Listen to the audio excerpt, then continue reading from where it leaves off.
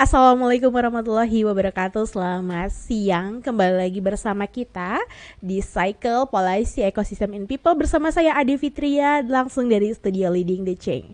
Kembali lagi hari ini kita akan membahas mengenai dai konservasi oleh Ustadz Alif Ma'luf Al-Maduri yang akan membahas mengenai 5 prinsip dasar Islam dalam melakukan konservasi. Jika kita ketahui konservasi itu ada dan erat kaitannya dalam kehidupan sehari-hari, maka dengan pendekatan spiritualitas kita akan mengetahui bahwa agama, khususnya agama Islam, membahas bagaimana konservasi dalam hubungannya dengan ketuhanan.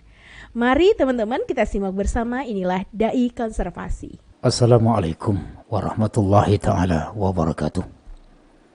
Alhamdulillah alladzi qala fi kitabihil karim wa ma arsalnaka illa rahmatan lil alamin. Wassalatu wassalamu ala rasulillahi alladzi qala fi hadithihil karim innama bu'ithtu li utammima makarimal akhlaq.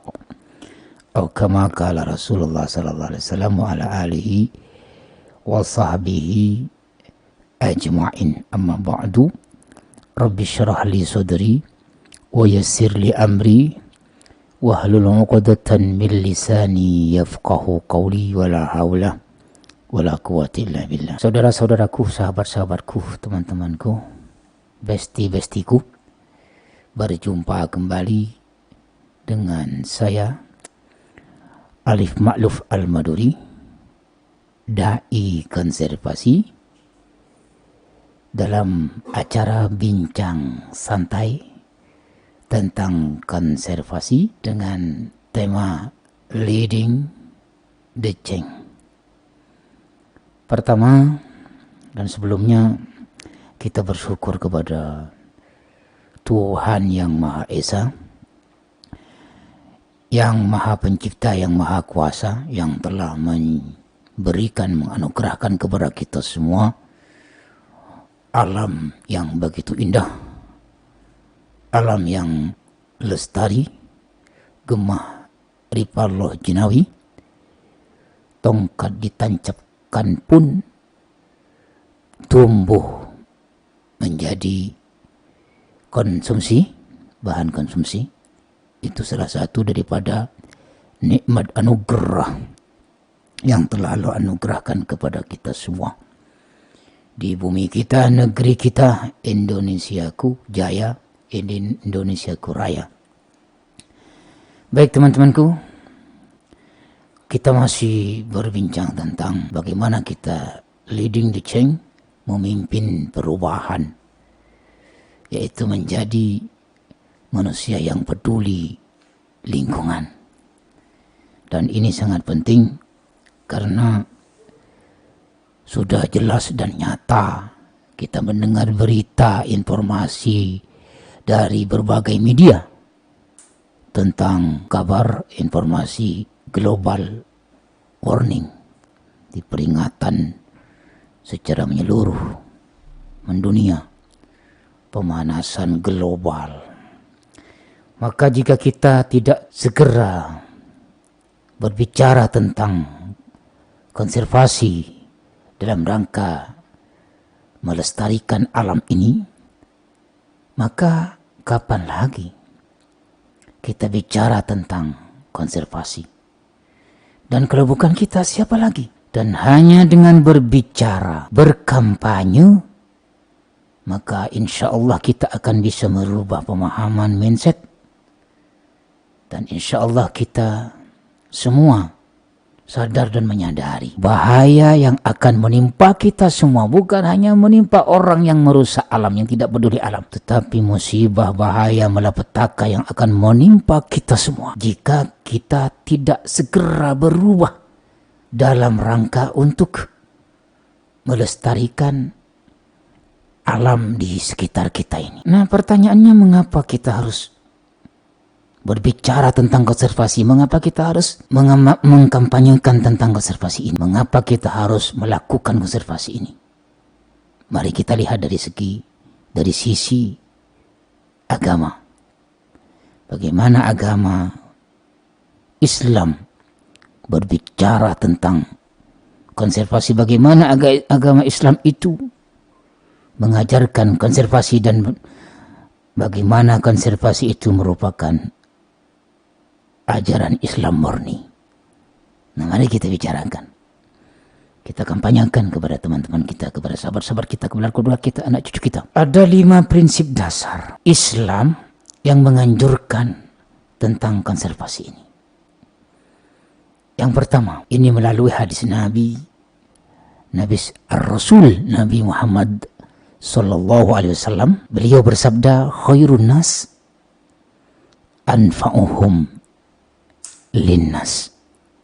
Saya ulangi, khairun nas anfa'uhum linnas.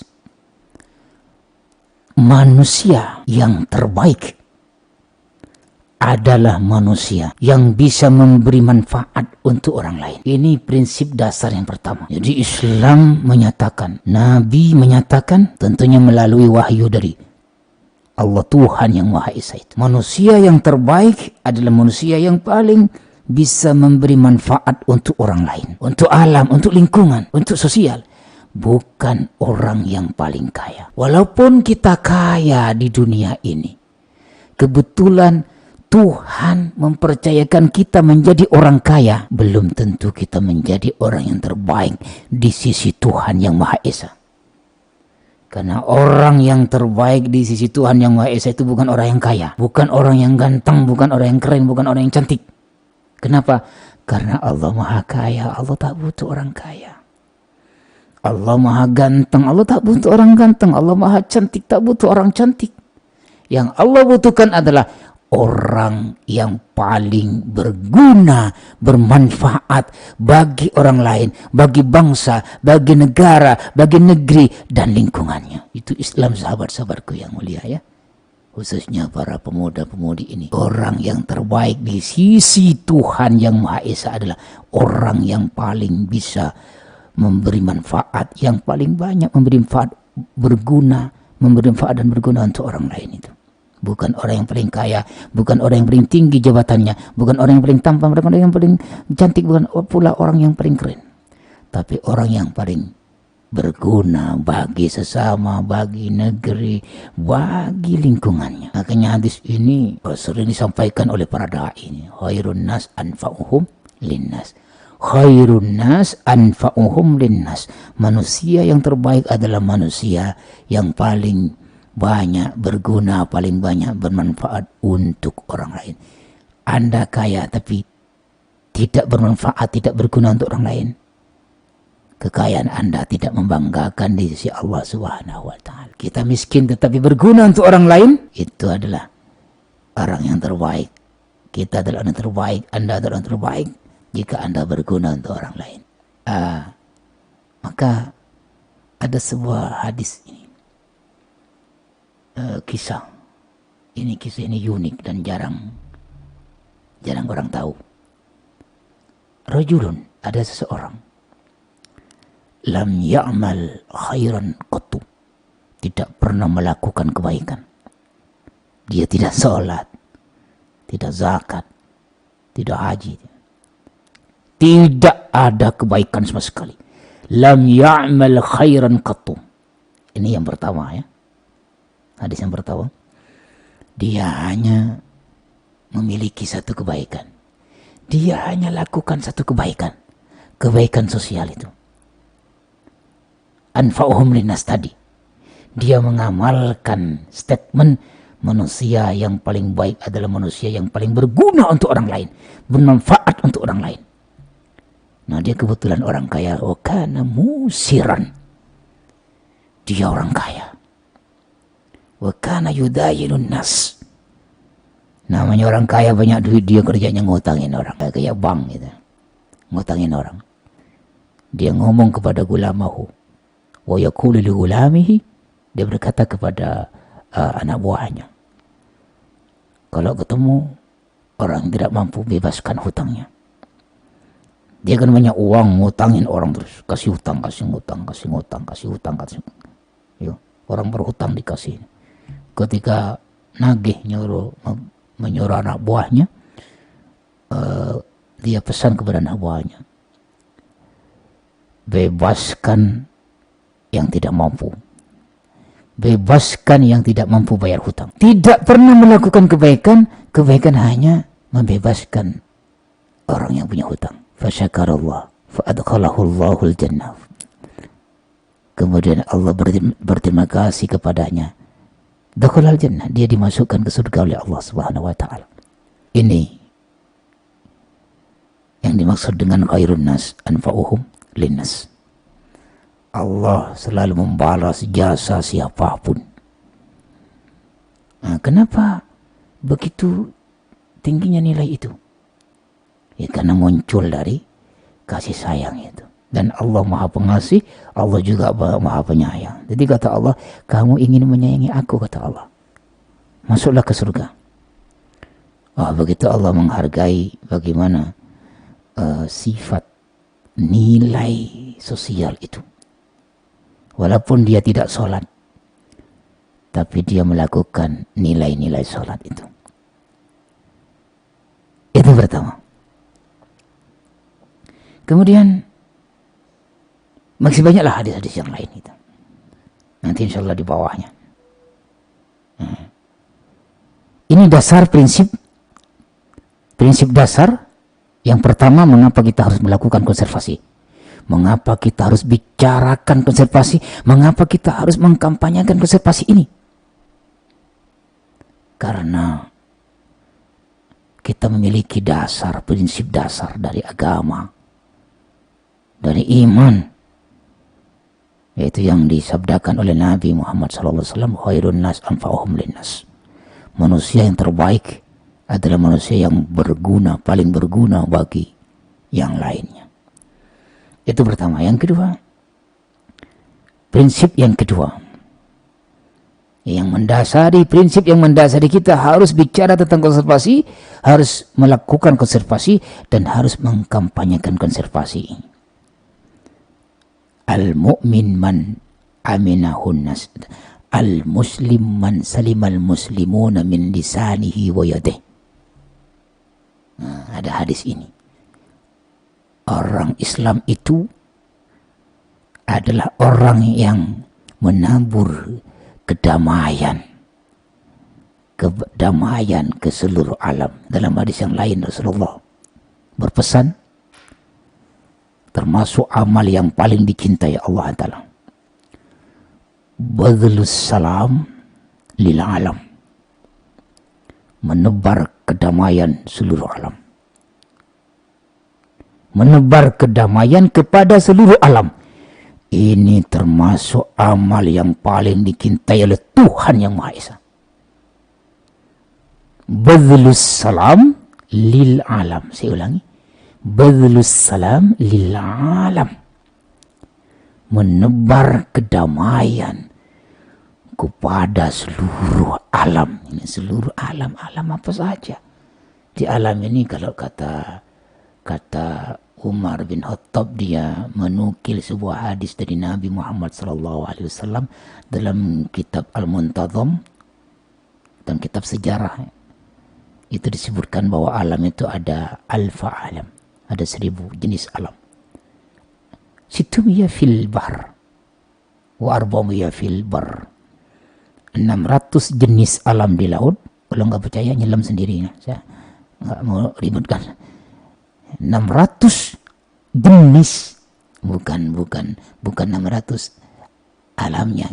600 jenis alam ada di laut, 400 jenis alam ada di darat. Orang Islam adalah orang yang menebar kedamaian, keselamatan kepada seluruh alam. Ini Rabbil alamin, rahmatan lil alamin, nanti ada. Al-muslim man saliman nasu min lisanihi wa yadih. Tanda-tanda orang Islam itu, temannya, sahabatnya, lingkungannya selamat dari keburukan lisannya, keburukan tangannya, keburukan kakinya, keburukan pemikirannya, keburukan mindsetnya. Kata Rasulullah sallallahu alaihi wasallam. Kata Islam. Nah, jadi kalau ada orang Islam tapi menebar ketakutan, menebar kerusakan, menebar kehancuran, itu bukan Islam. Itu orang Islam. Kalau Islamnya sendiri, dia menebarkan keselamatan, menebarkan kedamaian kepada seluruh lingkungannya, kepada pelosok negerinya, kepada seluruh alam. Ini Islam. Beda dengan orang Islam. Perbuatan orang Islam belum tentu Islam. Nah gitu. Kalau Islam sendiri tadi bicara. Yang pertama, Islam berkata, Islam bicara, Islam menganjurkan. Tahu enggak siapa orang yang paling baik di muka bumi ini? Orang yang paling berguna bagi sesama, bagi lingkungannya. Yang kedua, orang Islam adalah orang yang menebarkan keselamatan, kedamaian, kenyamanan, keamanan tadi. Itu prinsip yang kedua, mengapa kita harus melakukan, menyebarkan, menebarkan kedamaian dan keselamatan kepada seluruh alam. Itu konservasi namanya. Konservasi ini kan kita hidup dari alam, kita menjaga alam, kita melestarikan alam, maka alam akan memberi yang terbaik untuk kita. Itu namanya konservasi. Bukan konservasi ini nggak boleh ngapa-ngapain, alam nggak boleh diapa-apain, tidak. Di konservasi ini adalah kita hidup dari alam, kita menjaga alam, kita melestarikan alam, dan alam pasti akan memberikan yang terbaik untuk kita. Tapi jika kita hanya hidup dari alam tapi tidak menjaga alam, tidak melestarikan alam, maka alam akan memberikan kehancuran bagi kita suatu saat nanti. Tinggal nunggu timingnya, itu kata alam. Kemudian prinsip dasar yang ketiga, mengapa kita harus membicarakan tentang konservasi, mengapa kita harus melakukan konservasi, mengapa kita harus mengkampanyakan konservasi mulai hari ini. Yang ketiga dasarnya adalah menurut Islam, ya, menurut agama Islam. La tadlimuna wa la tudlamun. Ini Tuhan langsung yang berbicara dalam kitab suci Al-Quran. Firman Tuhan dalam Quran surat Al-Baqarah ayat 274. Ayat 274 surat Al-Baqarah. Di ujung ayat ini, dicari di ujung ayatnya, ayat 274 itu, Allah tutup ayat itu. La tadlimuna wa la tudlamun. Nih, kalau orang Islam pastilah tahu itu. Kalau nggak tahu berarti pura-pura nggak tahu itu. Ya sahabat-sahabatku, besti-bestiku. La tadlimun, kata Allah. Ini kata Tuhan, kata Allah. Masa nggak percaya kata Allah? Kalau kata saya boleh nggak percaya, sahabat-sahabatku, besti-bestiku.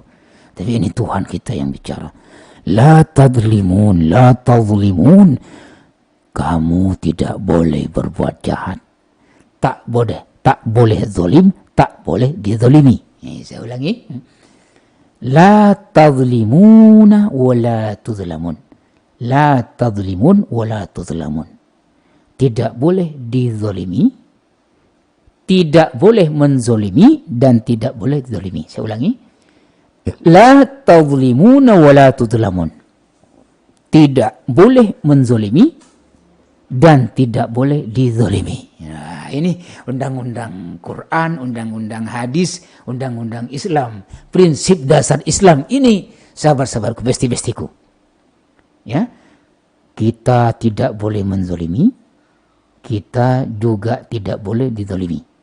Kita tidak boleh jahat, kita tidak boleh dijahatin. Nah, sama semua. Tak boleh zalim kepada siapa? Ya kepada selain kita, kepada diri kita, kepada sesama manusia, kepada sesama makhluk, dan kepada seluruh alam. Ya, alam juga bisa berbuat baik kepada kita, malah lebih baik kepada kita jika kita baik kepada alam. Tetapi jika kita berbuat buruk kepada alam, maka alam akan memberikan yang terburuk, lebih parah lagi, lebih buruk lagi kepada kita semua. Nah, ini prinsip. Dan ini merupakan rumus dan hukum Tuhan yang Maha Esa. Jadi semua akan menerima pahala dan karma. Semua orang akan mendapatkan pahala dan karmanya masing-masing. Innama bagyukum ala anfusikum, kejahatan kalian akan menimpa kalian. Kerusakan yang kalian lakukan, kerusakan itu akan menimpa kalian. Innama bagyukum ala anfusikum. In ahsantum ahsantum li anfusikum. Jika kamu berbuat baik, berarti kamu telah berbuat baik kepada diri kamu sendiri. Kamu berbuat baik kepada orang lain secara tidak langsung. Kamu berbuat baik kepada dirimu sendiri. Ketika kita berbuat baik kepada orang lain, maka orang lain akan lebih baik kepada kita. Jika kita berbuat baik kepada alam, maka alam akan memberikan yang terbaik kepada kita semua. Kepada anak cucu kita semua. Kepada keturunan-keturunan kita semua.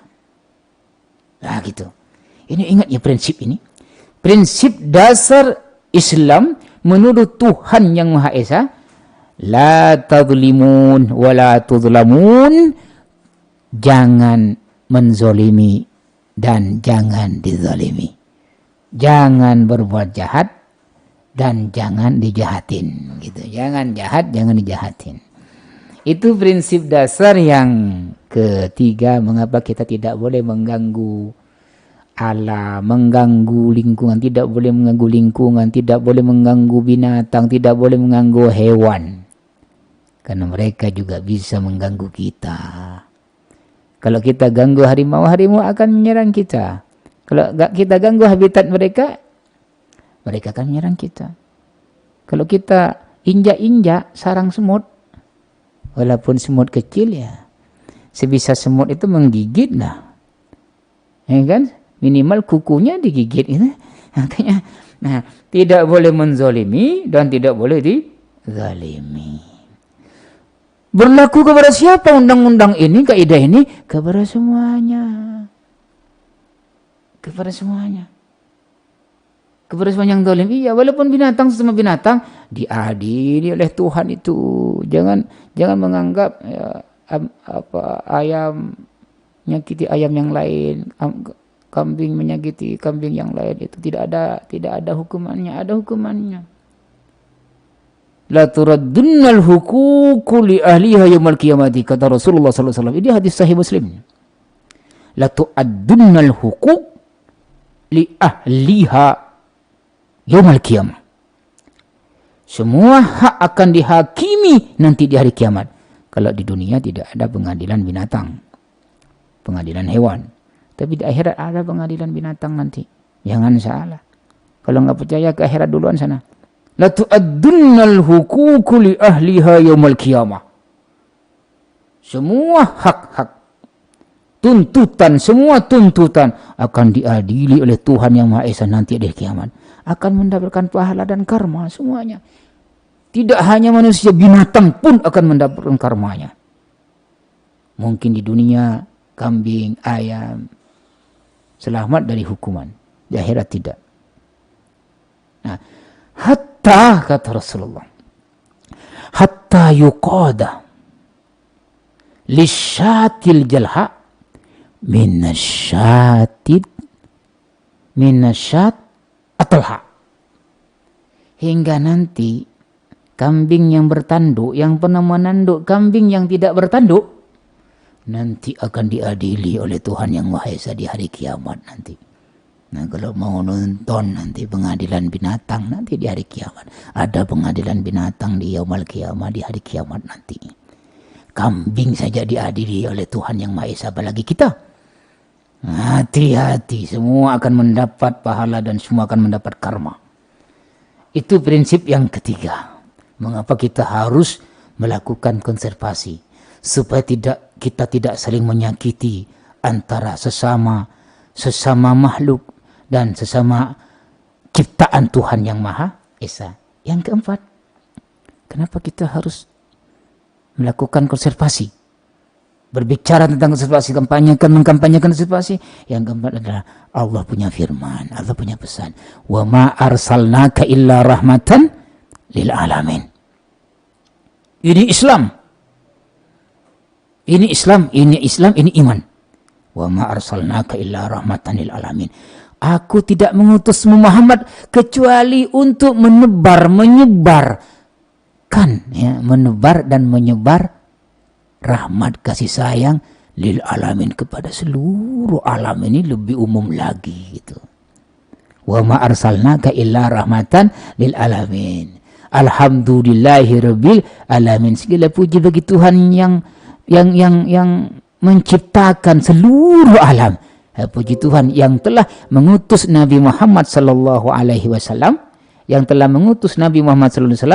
untuk menebar dan menyebar rahmat kasih sayang kepada seluruh alam.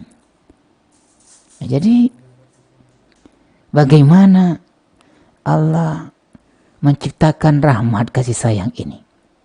Sampai Nabi bersabda, maka narifku fi syai' illa zanahu. Apapun kalau memiliki sifat lemah lembut, kasih sayang, pasti baik. Cinta kalau nggak ada sayangnya, tidak baik, kasar. Tidak suci lagi cintanya, tidak lembut lagi cintanya, dan tidak indah lagi cintanya. Cinta yang lembut, cinta yang indah, cinta yang mempesona adalah cinta yang disertai dengan kasih sayang. Itulah kenapa Nabi bersabda, maka narifku fi syai'in la zanahu. Setiap ada kasih sayang, dimanapun ada kasih sayang, maka sesuatu itu akan menjadi indah. Sampai menyembeli ayam, menyembeli sapi, menyembeli unta itu, Nabi menyembeli dengan kasih sayang. Jangan diperlihatkan pisaunya kepada hewan tersebut. Kasih sayang. Sampai sering saya sampaikan bahwa seorang sahabat ingin menyembeli kambingnya, tidak jadi menyembeli kambing karena ada kasih sayang, nggak tega menyembeli kambing itu. Apa kata Rasulullah? Imrahim taha rahimakallah. Kalau kamu sayang kepada kambingmu, maka Allah lebih sayang lagi kepada dirimu. Kalau kamu sayang kepada kambingmu, kalau kamu memiliki kasih sayang kepada kambingmu, maka Allah lebih memiliki kasih sayang kepada dirimu. Gitu. Maka pernah seorang nabi, ini Rasulullah Nabi Muhammad sallallahu alaihi wasallam, nabi kita, menyampaikan sebuah kisah ini. Unik juga kisahnya ini. Ada seorang nabi, dia duduk di bawah pohon, kemudian digigit semut. Ya, namanya duduk mungkin di tempat semut lewat, dia duduk digigit pantatnya semut. Dicarilah sarangnya sama Nabi itu. Ketemu sarangnya, dibakar semua semut itu. Sarang semut itu dibakar. Maka Allah marah.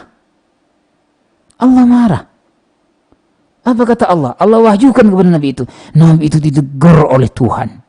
Nabi itu ditegur oleh Tuhan, dewa itu ditegur oleh Tuhan. Fahala namlatan wahidatan, kata Allah. Fahala namlatan wahidatan. Kenapa tidak kamu bunuh yang semut yang menggigit itu saja? Yang lain kan tidak tahu kalau temannya itu gigit kau. Kenapa harus kau bunuh semua? Kenapa kau bakar itu semut itu? Kenapa tidak satu semut saja? Atau berapa semut yang menggigit saja dibunuh, nggak masalah. Allah tegur itu Nabi. Hanya membunuh semut dengan cara yang itu dibakar, dibantai. Tidak boleh. Membunuh pun harus ada aturannya. Ada aturannya. Islam tidak boleh yang dibunuh, dipotong-potong itu. Nah, itu tidak boleh. Kalau bunuhlah dengan cara yang baik gitu. Ya, menyembelih dengan cara yang baik. Kita butuh binatang bawahnya, kita tembak, kita bunuh dengan cara yang baik. Nah, gitu. Itu prinsip yang keempat. Islam mengajarkan kasih sayang. Itu tadi, badlus salam lil alam. Menyebarkan kasih sayang, menyebarkan kedamaian kepada seluruh alam menyebarkan kasih sayang kepada seluruh alam, itu Islam. Yang kedua, ada orang Islam menebar keributan kepada seluruh alam, ini orang Islam bukan Islam. Ini orang Islam bukan Islam. Kalau Islam itu pasti menebar keamanan, kenyamanan, kedamaian, keselamatan, ya, kebahagiaan. Itu prinsip yang keempat. Pernah juga Nabi mengadakan perjalanan. Ini hadis riwayat Tabrani. Kemudian ada seorang sahabat yang melihat sarang burung. Burung bertelur itu di sarangnya, itu ada telur di sarang burung. Diambil telur itu. Setelah burungnya datang, kehilangan telur. Burung itu terbang mengelilingi Nabi. Nabi mengertilah bahasa burung, mengertilah keadaan burung itu. Kemudian Nabi bertanya, burung itu mengeluh kepada Nabi. Burung itu muter-muter di atas kepala Nabi Rasulullah SAW. Kemudian Rasulullah bertanya, ada yang mengganggu burung ini? Siapa yang mengganggu burung ini? Ada seorang sahabat saya, Rasulullah. Apa yang kamu lakukan? Kami mengambil telurnya. Jadi telurnya diambil. Burungnya kaget. Dia terbang mengelilingi, muter-muter di atas kepala Rasulullah SAW. Apa kata Rasulullah? Rudduhu ilaiha. Rudduhu ilaiha. Kembalikan telur itu kepada maknya. Kembalikan telur itu ke tempatnya. Jangan kau sakiti burung itu. Kita mungkin nggak sadar itu. Hadis itu nggak pernah dengar kita. Burung bertelur, kita ambil telurnya. Kita nggak tahu dia susah payah telur, kaget. Gitu. Bagaimana seorang burung, seekor burung mengadu, mengeluh kepada Rasulullah SAW karena telurnya diambil sahabat Nabi. Kemudian Nabi perintahkan, jangan kau sakiti burung itu. Kembalikan telurnya. Jangan kau sakiti burung itu. Rudduhu ilaiha wa la tu'tuha. Kembalikan telurnya, jangan kau sakiti burung itu. Nabi Islam dan Nabi Muhammad SAW kasih sayangnya ini kepada burung, bukan kepada manusia, apalagi kepada manusia. Ini hanya kepada burung, makhluk yang notabene lemah gitu. Burung sarangnya aja segitu gitu. Bagaimana Islam mengajarkan untuk menyayangi, melindungi, dan melindungi yang lemah, sesama makhluk Allah. Burung bukan manusia, tetapi makhluk. Sesama makhluk Allah kita saling menyayangi. Nah gitu. Jadi banyak hadis-hadis yang menunjukkan kasih sayang itu. Pernah dalam hadis Sahih Bukhari dikatakan, ini tentang kasih sayang itu, menebar kasih sayang. Ra'aitu rajulan yataqallabu fil jannah. Kata Rasulullah, Ra'aitu rajulan yataqallabu fil jannah. Aku melihat seorang lelaki, dia bolak-balik di surga, di wahyu. Allah memperlihatkan surga kepada Rasul, kepada nabinya Nabi Muhammad SAW. Kemudian Rasulullah melihat surga, diperlihatkan oleh Allah surga itu. Rasulullah melihat surga dan ada orang bolak-balik di surga itu. Heran. Bahkan dikatakan dalam hadis yang lain itu, lam ya'mal khairan qattu, sama dengan yang tadi. Sama orang yang membebaskan hutang yang tidak mampu itu. Orang ini kata Rasulullah itu, kata Allah itu, dia Muhammad tidak melakukan kebaikan sama sekali. Dia tidak melakukan kebaikan sedikit pun, kecuali hanya satu ini kebaikannya. Apa kebaikan yang bisa menghantarkan dia bolak-balik, dia jalan-jalan di surga? Apa coba? Salat? Bukan, dia nggak salat. Haji? Nggak pernah haji dia, salat aja nggak pernah, apalagi haji. Amalan apa yang sudah dia lakukan sehingga Allah berterima kasih kepadanya dan dimasukkan ke surganya Allah Subhanahu wa ta'ala? Amalan apa itu coba? Ana fi syajaratin qata'aha fi dhahri tariq allati kanat tu'dhin nas. Dia pernah ada pohon ya, ada ranting pohon menutupi jalan. Ada ranting pohon menutupi jalan, dia potong ranting pohon itu. Karena ranting itu mengganggu orang lewat. Dia potong, dia buang. Hanya itu kebaikannya. Memotong ranting pohon yang mengganggu jalannya orang. Itu. Di dalam hadis yang lain itu bukan memotong ranting pohon, tetapi ada duri, ada ranting duri di jalan. Dia ambil duri itu dari jalan, dia bersihkan. Dia singkirkan duri dari jalan. Fasyakarallahu lahu. Maka Allah berterima kasih. Allah ingin membalas jasanya. Allah balas jasanya. Satu-satunya kebaikan dia lakukan, Allah balas itu kebaikan. Dibalasnya dengan ampunan dosa dan dimasukkan ke dalam surganya Allah Subhanahu wa taala. Aku melihat seorang lelaki bolak-balik jalan-jalan di surga karena memotong pohon, ranting pohon yang mengganggu jalannya orang. Itu gimana coba itu? Kasih sayang itu bisa membuat orang melenggang di surga. Kasih sayang itu bisa membuat seseorang melenggang di surga. Kasih sayang itu bisa membuat seseorang melenggang di surga, walaupun tidak memiliki satupun kebaikan. Ini pelajaran penting. Ini prinsip yang keempat mengapa kita harus melakukan konservasi. Hidup bersama alam, hidup dari alam, hidup menjaga alam, hidup melestarikan alam. Maka alam akan memberikan kebaikan yang terbaik untuk kita. Itu namanya konservasi. Maka dari itu kita selalu bicarakan. Nanti lagi, besok kita bicarakan terus. Karena kalau bukan kita siapa lagi? Kemudian yang terakhir, apa dasar kita?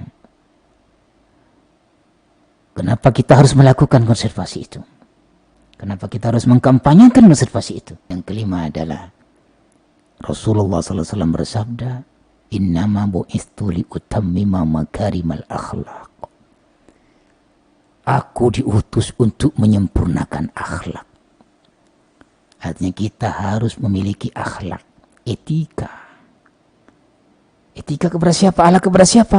Kepada semua. Akhlak kepada Allah, etika kepada Tuhan, etika kepada sesama manusia,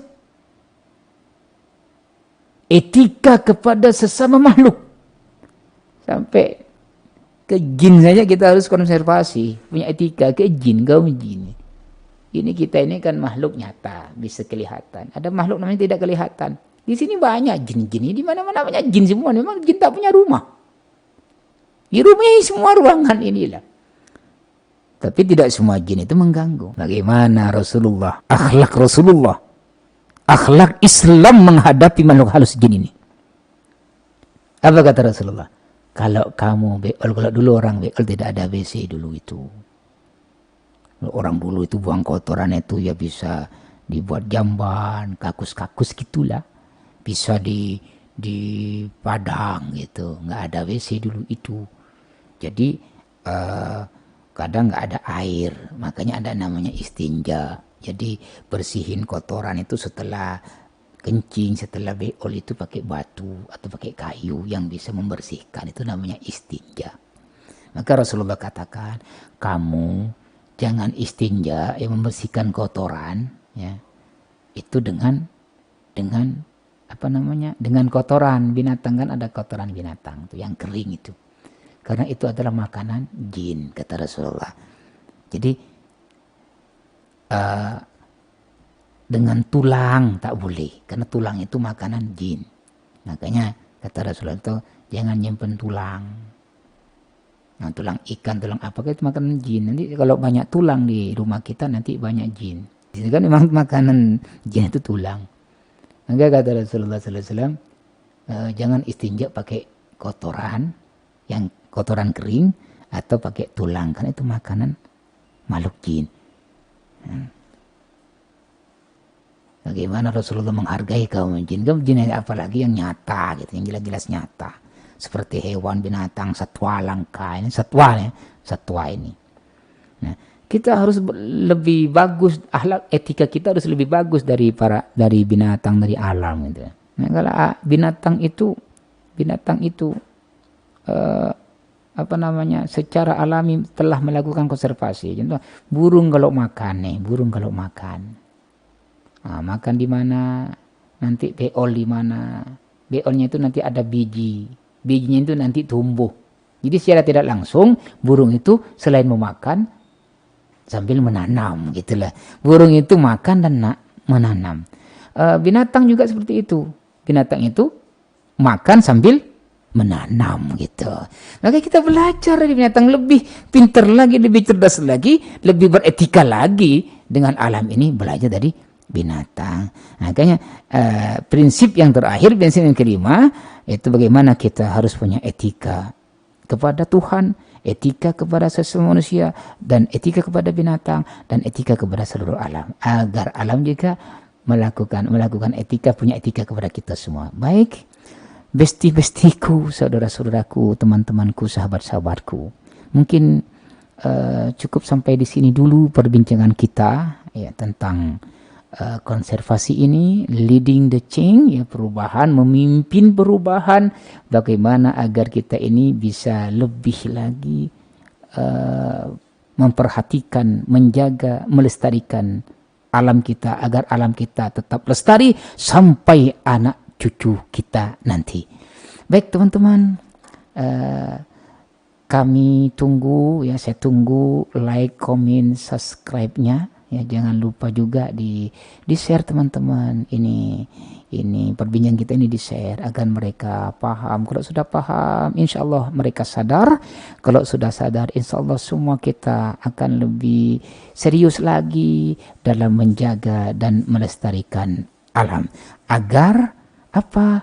Agar makmur negerinya, lestari alamnya, dan sejahtera masyarakatnya. Insya Allah, jika kita melakukan konservasi, kesempurnaan hanya milik Allah, kekurangan milik kita.